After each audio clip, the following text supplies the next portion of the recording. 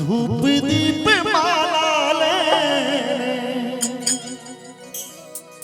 सरने मेला माँ जगदम्बा माँ जगदम्बा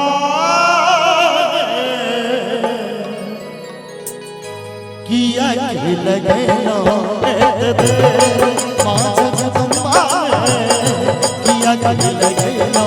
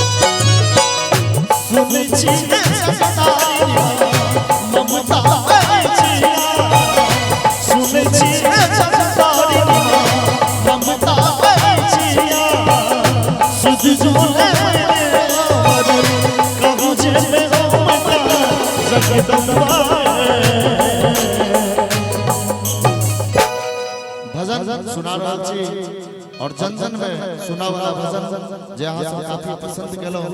एक बार मां भगवती के नाम पर दुनू हाथ उठा के थोपड़ी बजेबे। मैया काली हमरा